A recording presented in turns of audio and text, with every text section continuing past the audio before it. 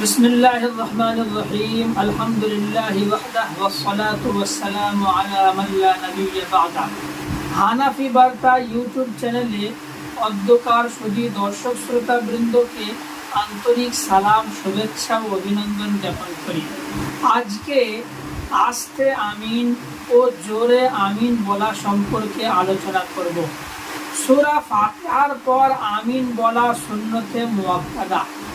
হাদিস শরীফে এর অনেক ফজিলত বর্ণিত হয়েছে। নামাজে যেমন ইমাম ও মুনফারিদ একা নামাজ আদায়কারীর জন্য আমিন বলা সুন্নত, তেমনি মুক্তাদির জন্যও ইমামের গায়রিল মাগদুবি আলাইহিম ওয়ালাদ-দাল্লিন শোনার পর আমিন বলা সুন্নত। ফকিহ ও ইমামগণের ইজমা ঐক্যবদ্ধ ফয়সালা আছে যে আমিন মুখে উচ্চারণ করতে হবে, অর্থাৎ তা মনে মনে পড়া বা কল্পনা করার বিষয় নয়, বরং নামাজের অন্যান্য তাসবিহের মতো আমিন ও সহি শুদ্ধভাবে উচ্চারণ করতে হবে।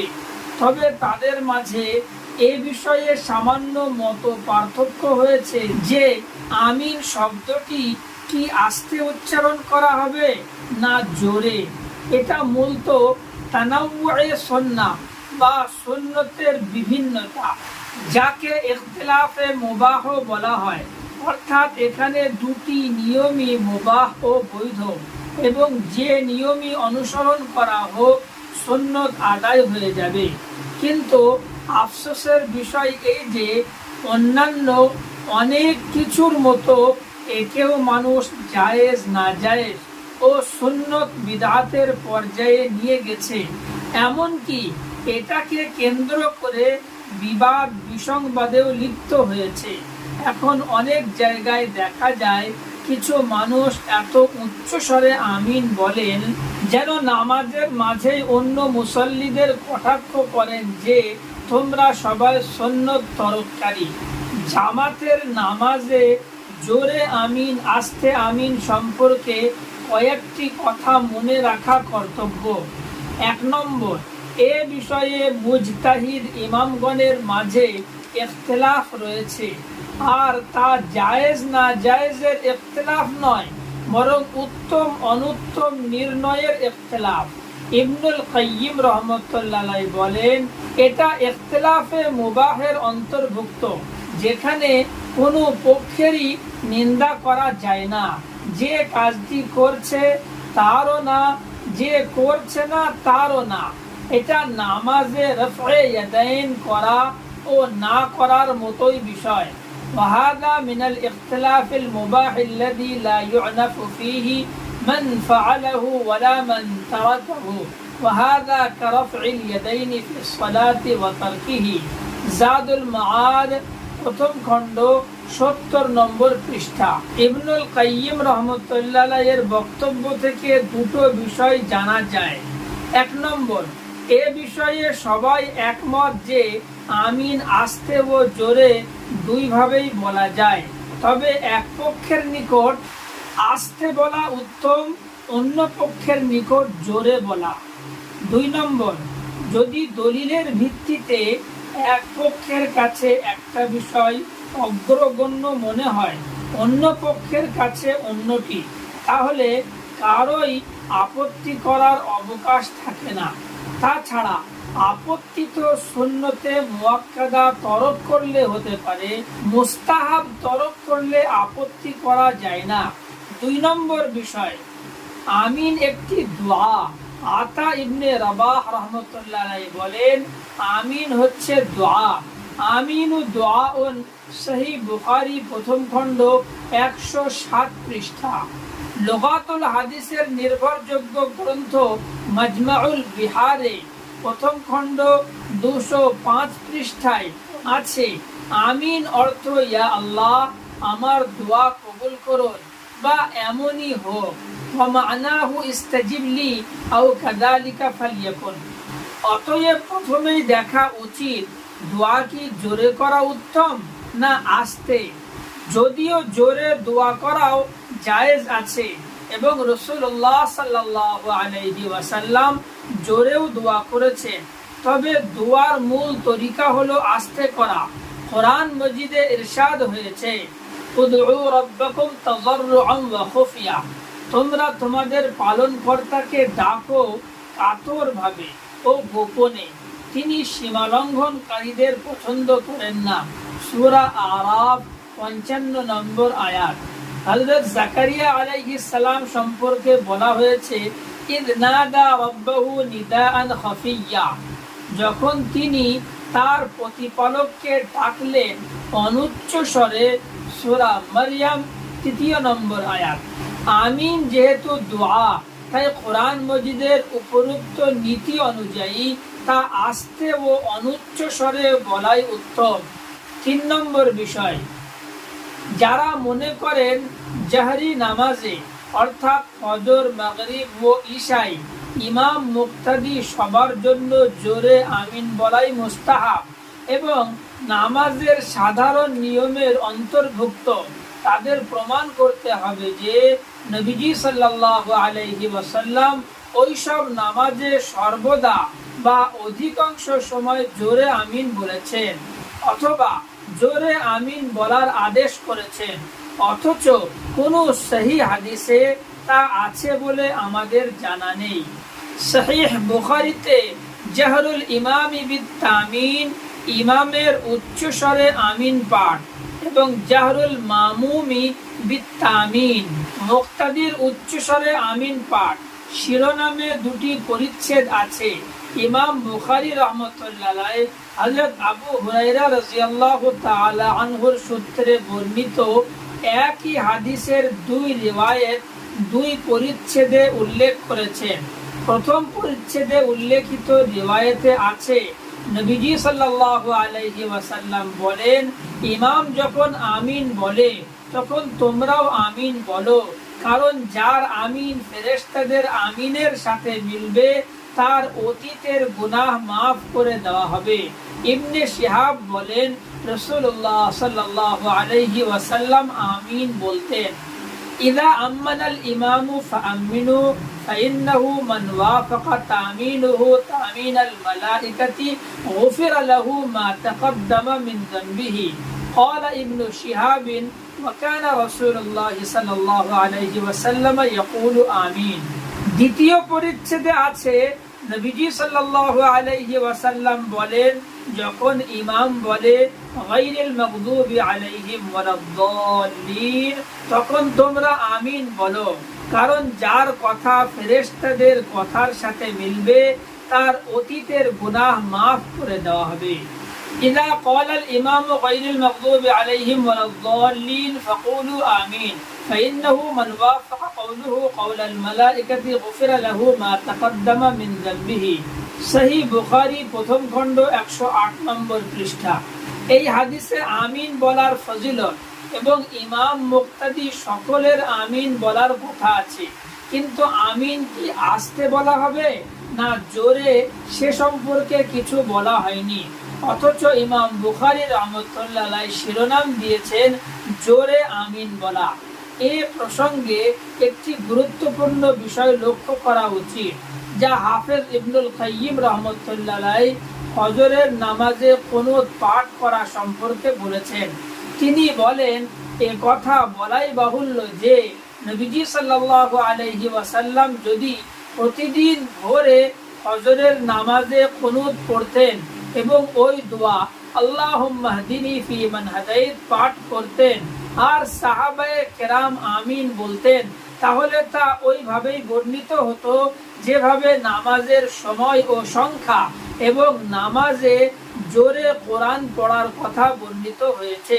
পক্ষান্তরে যদি ধরে নেওয়া হয় যে কুনুতের বিষয়টি উম্মত সংরক্ষণ করেনি, তাহলে তো নামাজের উপরোক্ত বিষয়গুলোর ক্ষেত্রেও একই সন্দেহ পোষণ করা যাবে। এই একই যুক্তিতে আমরা নিশ্চিতভাবে জানি যে বিসমিল্লাহ জোরে পড়া রাসূলুল্লাহ সাল্লাল্লাহু আলাইহি ওয়াসাল্লামের সাধারণ নিয়ম ছিল না। অন্যথায় এটা কিভাবে হতে পারে যে নবীজি সাল্লাল্লাহু আলাইহি ওয়াসাল্লাম দিন রাতে 5-6 বার জোরে বিসমিল্লাহ পাঠ করেছেন, অথচ অধিকাংশ সাহাবী তা জানতেন না কিংবা জেনে শুনেও তা পরিত্যাগ করেছেন। এর চেয়ে অসম্ভব কথা আর কি হতে পারে। সুতরাং নবীজি সাল্লাল্লাহু আলাইহি ওয়াসাল্লাম যদি নিয়মিত উচ্চস্বরে বিসমিল্লাহ পাঠ করতেন তাহলে তা নামাজের সংখ্যা, রুকু সিজদা ও রাকাতের সংখ্যা, কোরআন জোরে পড়া আস্তে পড়া এবং অন্যান্য রোকনের নিয়ম ও তরতিবের মতোই অনেক সাহাবীর সূত্রে বর্ণিত হতো। ইনসাফের কথা যা একজন ন্যায়নিষ্ঠ আলিম পছন্দ করবেন তা এই যে নবীজি সাল্লাল্লাহু আলাইহি ওয়াসাল্লাম কখনো জোরে পড়েছেন, কখনো আস্তে, কখনো কুনুত পড়েছেন, কখনো পড়েননি। আর তার আস্তে পড়া ছিল জোরে পড়ার চেয়ে বেশি এবং কুনুত না পড়া ছিল কুনুত পড়ার চেয়ে বেশি।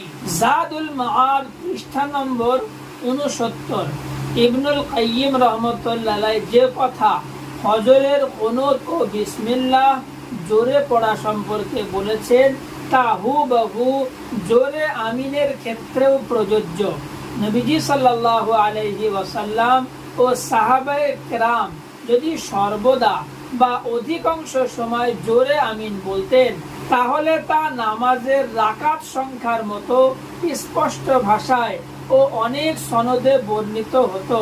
সেক্ষেত্রে সাহাবা, তাবেঈন ও আইম্মায়ে মুজতাহিদিনের মাঝে মতভিন্নতাও থাকতো না এবং ইমাম বুখারীকেও এমন একটি হাদিস উল্লেখ করতে হতো না যাতে জোরে আমিন বলার কথা উল্লেখিতই হয়নি। 4 নম্বর বিষয়, উপরোক্ত হাদিসে জোরে আমিন পড়ার কথা উচ্চারিত না হলেও ইমাম বুখারী রাহমাতুল্লাহ আলাইহি তা আহরণের চেষ্টা করেছেন এবং হাদিসটিকে জোরে আমিনের দলিল মনে করেছেন। পক্ষান্তরে যারা আস্তে আমিনের নিয়ম অনুসরণ করেন তাদের মতে এই হাদিস থেকেই আস্তে আমিনের নিয়ম প্রমাণিত হয়।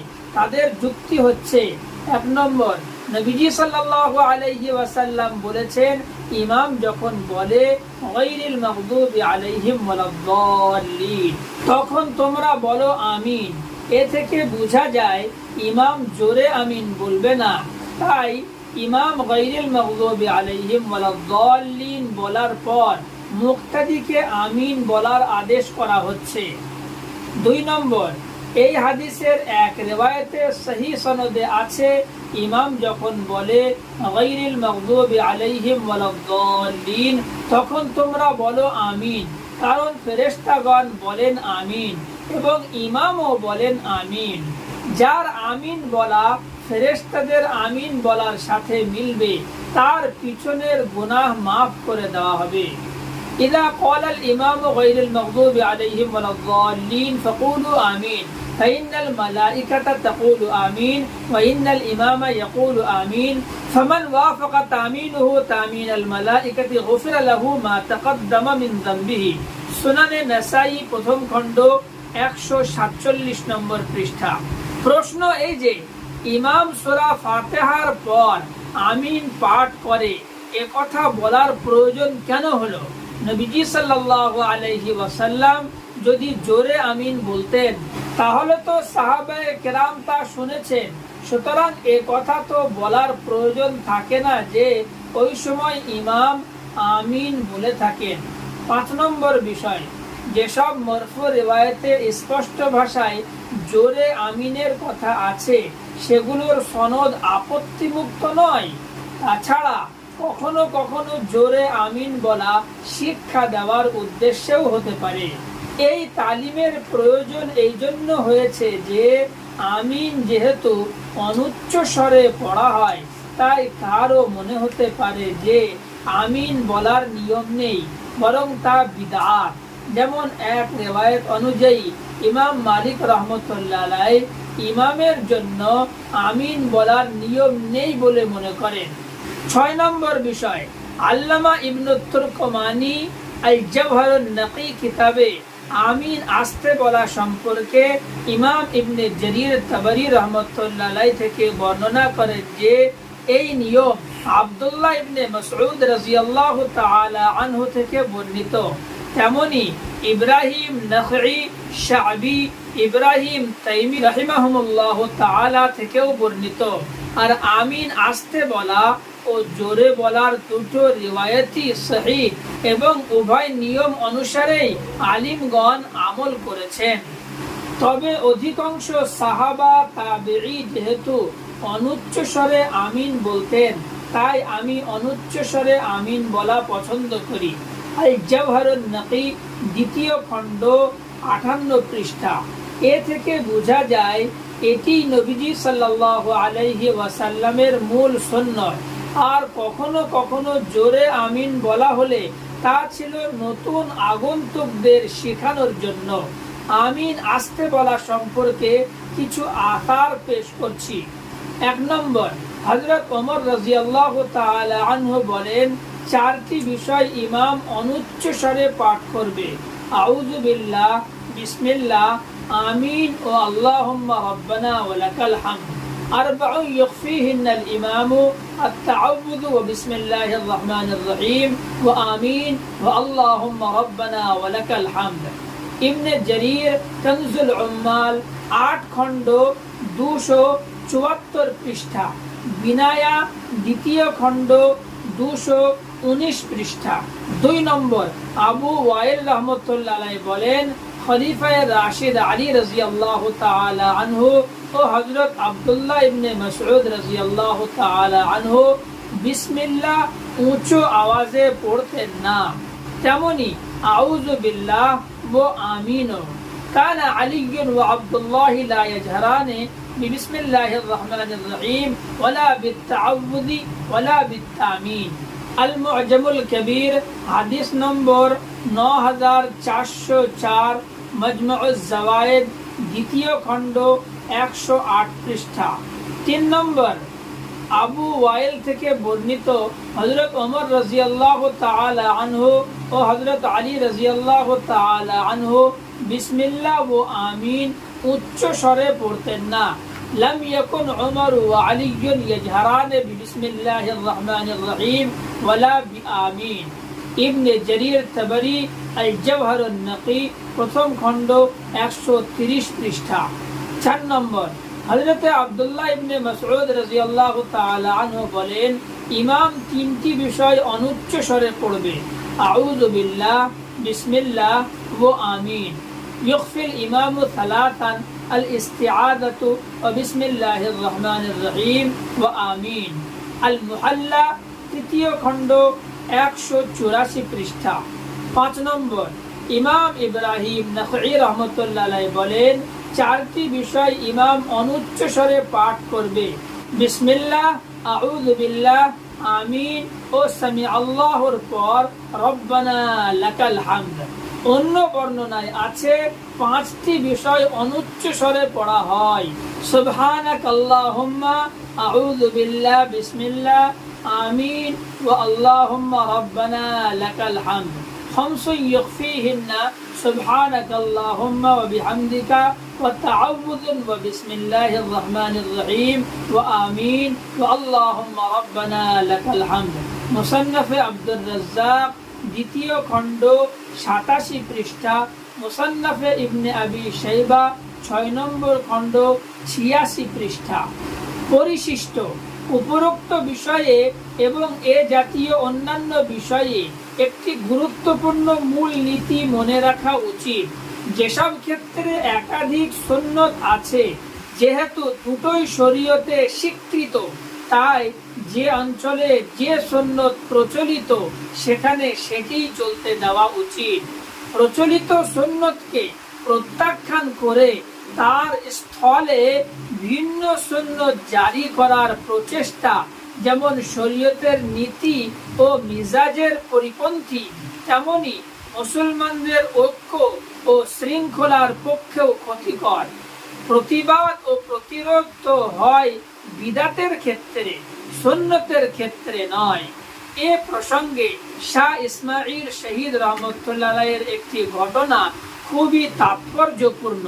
তিনি একবার রুকুতে যাওয়া, রুকু থেকে ওঠা ইত্যাদি স্থানে রফে ইয়াদাইন করতে আরম্ভ করেন, অথচ সেই সময় গোটা ভারতবর্ষে ফিকহে শাফিঈর অনুসারী সামান্য কিছু অঞ্চল বাদে রফে ইয়াদাইনের এই সুন্নত প্রচলিত ছিল না। শাহ সাহেব রহমতুল্লাহ আলাইহির যুক্তি ছিল মুর্দা সুন্নত জিন্দা করার অনেক সওয়াব ও ফজিলত। হাদিস শরীফে আছে, উম্মতের ফাসাদের সময় যে আমার সুন্নতকে ধারণ করে সে 100 শহীদের সওয়াব ও মর্যাদা পাবে। তখন তার চাচা হযরত মাওলানা আব্দুল কাদের দেহলভী রহমতুল্লাহ আলাইহি, যিনি ছিলেন শাহ ওলিউল্লাহ রহমতুল্লাহ আলাইহির সুযোগ্য পুত্র এবং তফসিরে মুজিহুল কোরআনের রচয়িতা, তার এই ধারণা সংশোধন করেছিলেন। ইসমাইল শহীদ রহমতুল্লাহ আলাইহির যুক্তির জবাবে তিনি বলেছিলেন, ওই হাদিসে বলা হয়েছে উম্মতের ফাসাদের সময় যে ব্যক্তি সুন্নতকে ধারণ করে তার জন্য উপরোক্ত ফজিলত, কিন্তু কোনো বিষয়ে যদি একাধিক সুন্নত থাকে তাহলে কোনো একটিকে কি ফাসাদ বলা যায়? না, কোনো একটিকেও ফাসাদ বলা যায় না। সুন্নতের বিপরীতে ফাসাদ হলো শিরক ও বিদআত। দ্বিতীয় সুন্নত কোনো কালেও ফাসাদ নয়, বরং দুটোই রহমত ও সুন্নত। তো রফে ইয়াদাইন না করাও যখন সুন্নত, তখন যে অঞ্চলে এই সুন্নত মোতাবেক আমল হচ্ছে সেখানে রফে ইয়াদাইনের সুন্নত জিন্দা করে ওই সওয়াবের আশা করা ভুল। এটা হাদিসের ভুল প্রয়োগ এবং সুন্নতকে ফাসাদ বলার নামান্তর। পরিশেষে সুধী দর্শক শ্রোতা বৃন্দের কাছে বিনয়ী আবেদন যে হানাফি বার্তা চ্যানেলটি সাবস্ক্রাইব করবেন এবং দাওয়াত ও তাবলীগের স্বার্থে সওয়াব ও পুণ্যের উদ্দেশ্যে ভিডিওটি বন্ধু ও প্রিয়জনদের কাছে শেয়ার করে দেবেন ইনশাআল্লাহ তাআলা।